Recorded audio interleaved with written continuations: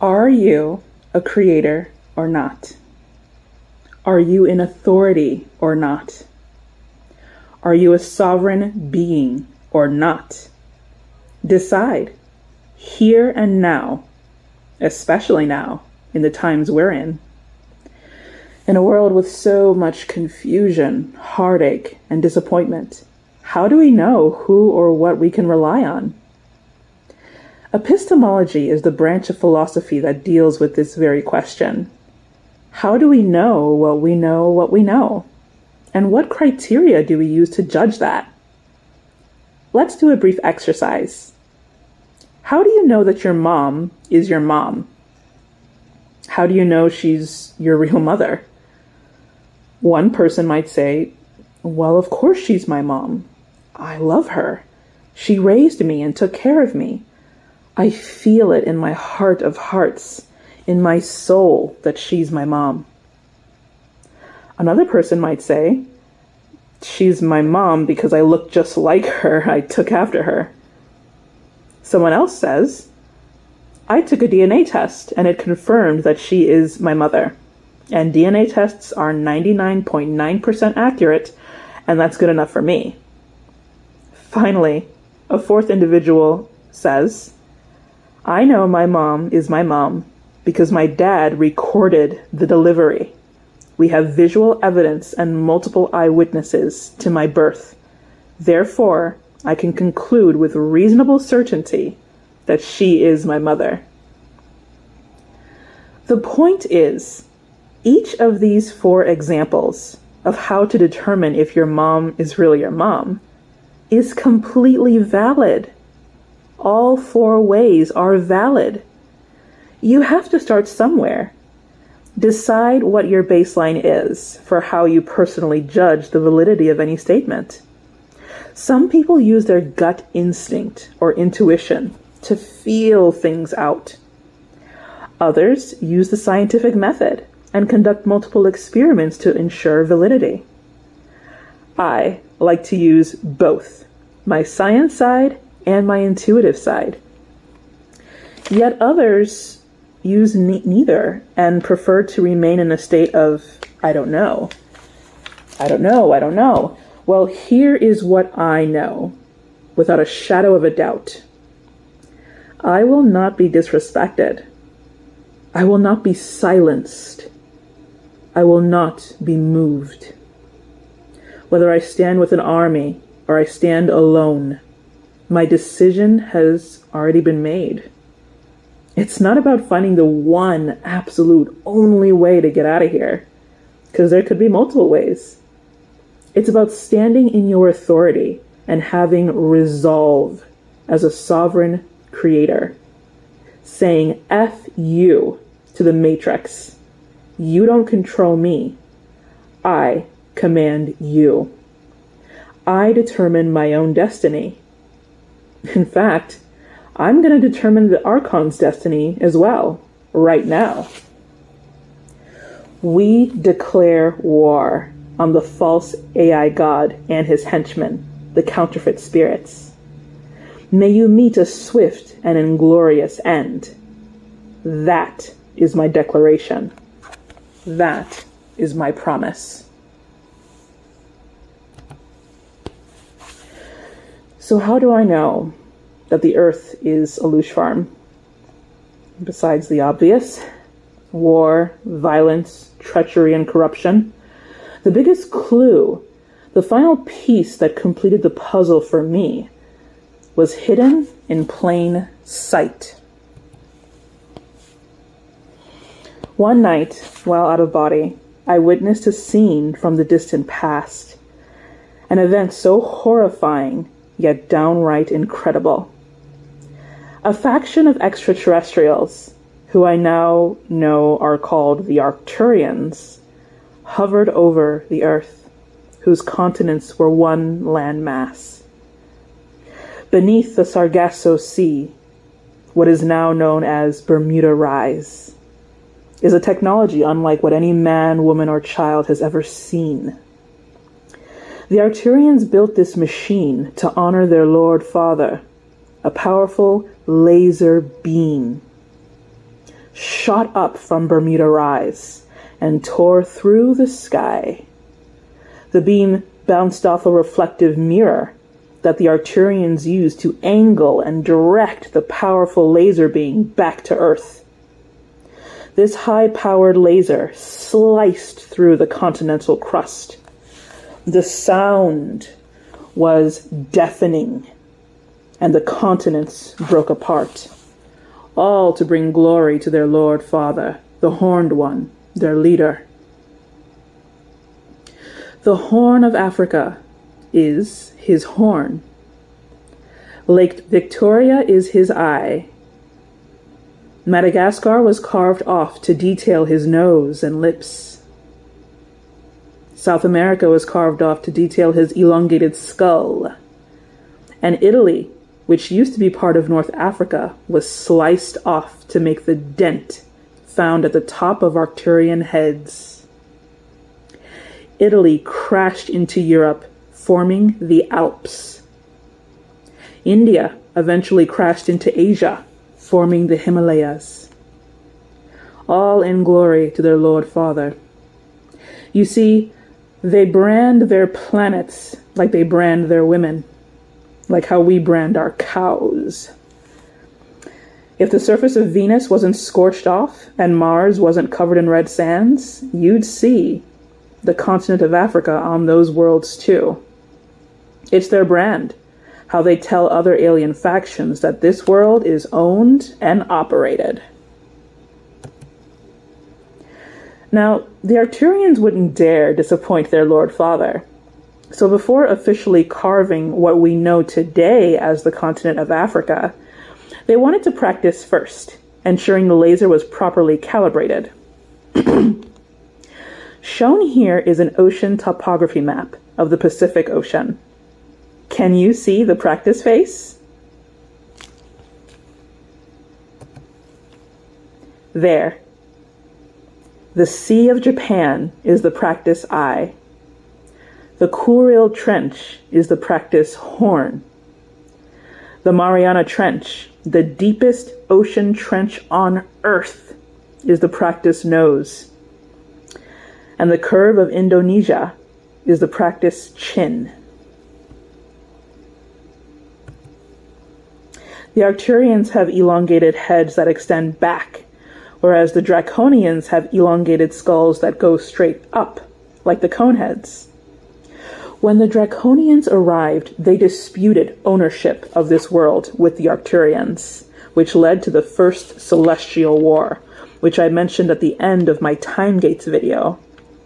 Yes, there are other alien factions, the Greys, the this, the that. We're gonna get there. But the two main warring alien factions are the ones with elongated skulls that extend back versus the ones with elongated skulls that extend straight up, like a squid. And you can see this across cultures. Even the Pope's hat reveals whose side he's on, if you will. Neither of these alien factions have humanity's best interests in mind. But the elite have made diabolical deals with one group or another in exchange for the high life. So for those of you who ask, how do I know that the intel I gather from my OBEs is legit? This is how I know. Right in front of you, in plain sight. After my OBE, I looked up that ocean topography map, and sure enough, that's how I verify. That's the level of scrutiny I use to judge anything. Google image an Arcturian. You'll see a dent on top of their skull and their head shape from the side. Regular Arcturians don't have a horn, but their leaders do have horns. Now, some of you may ask, what chance do we humans have against a civilization that carves their face on the side of planets for the shits and giggles? Again, here is what I know. You have more power than you can imagine. Even the gods themselves are scurrying like rats to shift into the next simulation. because they're not as powerful as you think. What they fear most of all is you tapping into your power, your freedom, your divine right, your birthright. When you stand in your authority as a sovereign, you grab the false god by his horn, and he bows at your feet like the worm he truly is. The fact that none of these oh so powerful factions could stop us from figuring all this stuff out is all the confirmation I need. Most people voted for origins as our next topic of discussion, but I've also gotten requests to do a summary video breaking down my material so far. Some people have said, I can't really visualize what you're describing, or I can't visualize what you mean by subspace, the omniverse, the construct, So I'm going to try to do both here. Give you guys an intro to what I observed while out of body and a snippet of our origins. I already talked about the Great Celestial War as I saw it, and we'll dive into that more in future videos. But just to summarize, I see universes as torus fields. I'll leave a link in the description for my recent interview with Wayne and Julie over at Sovereign Spirits. I describe that more in detail there. Now, what we are in, what we were submerged into, is what I call subspace, a mini pocket universe of sorts. This image here is the best representation, I think, that can help visualize this. So imagine the faucet is the main universe, the real universe. The house is the omniverse. The faucet is the universe. We are located in this droplet here, this tiny pocket universe that the demiurge and his henchmen submerged some people into. And here is a picture I found of space inside a droplet.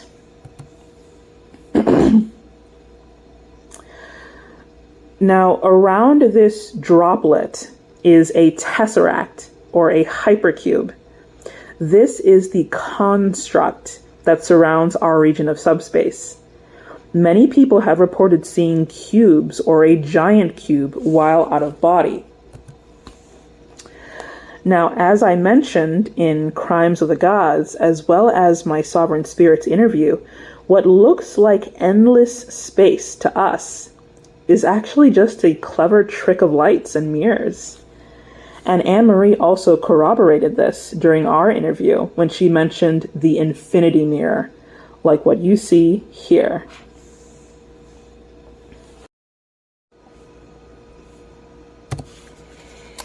In my Sovereign Spirits interview, I described how artificial intelligence was essentially designed for the same reason it's being built now, to assist us in our everyday lives. History is essentially repeating itself, with machine wanting to become gods, and men wanting to become machine.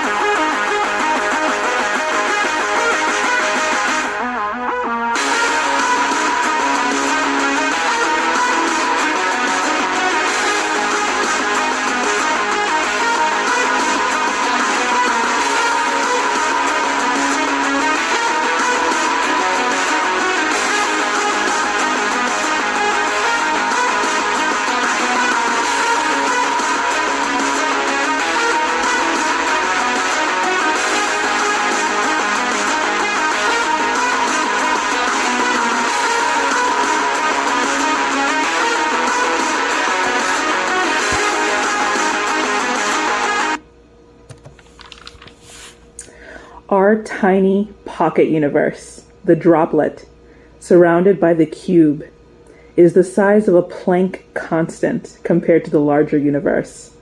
And at first, we were undetectable, just as the demiurge planned. But he made an error in his calculations. He underestimated man's hatred for fellow man, how humanity's frustration with being trapped in this construct for so long could ferment into a wine so bitter not even the gods could drink it. A major world event caused 2 pings to go off on the radar. There they are. If you haven't already, please watch my Pluto and Neptune video linked in the description. Long story short, it's game over for the false gods and their henchmen. And I argue that this is the exact reason why, for the last century, and especially the last few decades, our lives were rapidly industrialized and digitized to set the stage for the next simulation. Christians will think it's the rapture. New Agers will think it's 5D ascension. In the video after next, I hope to lay out the game plan. And I think it's going to shock you guys as much as it shocked me. So stay tuned. So this simulation, this pocket or droplet of non-reality, this entire construct is being shut down by a black hole whose event horizon is all around us. In other words, this pocket universe is closing in on itself, and the demiurge and his henchmen have no choice but to try and create another virtual water droplet universe, submerging themselves and all who follow them into yet another construct. So here's another example I found. Expansion, contraction. Expansion, contraction. What's happening right now is contraction. And you know, this is why all those New Age channelers say the beings that they channel want expansion. Expansion, expansion. We want expansion. Because the universe is closing in on them for their crimes against humanity. But they want to pose as the good guys. You know, the Galactic Federation of False Light. They're the criminals. They're the ones ushering in a 5D, 5G cybernetic future in the past. So to conclude, this black hole will cause everyone to return to their origins. If your origin is a sovereign spirit, you will return to being a sovereign spirit.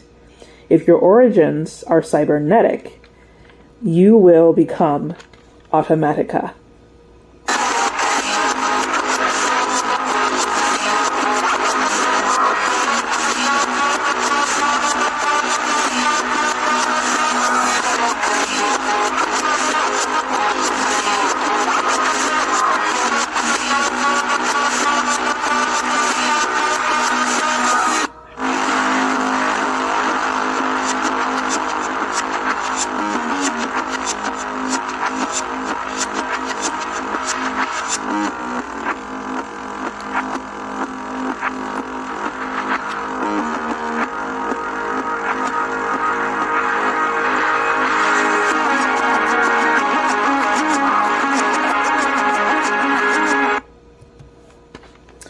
So the purpose of the black hole is total system shutdown. I estimate this occurring more towards the end of the century, in the 2070s. But we're going to be feeling the effects of the black hole in the early 2030s, which is why the elite are building bunkers now, and they're preparing for the shift into the next simulation now. This is not to fearmonger. I repeat, this is not to fearmonger. This is just my explanation of why things have been rather bizarre lately, and why politicians have been using more and more cryptic language. Like when Trump said, "This is the calm before the storm," or when Biden said, We have a dark winter ahead.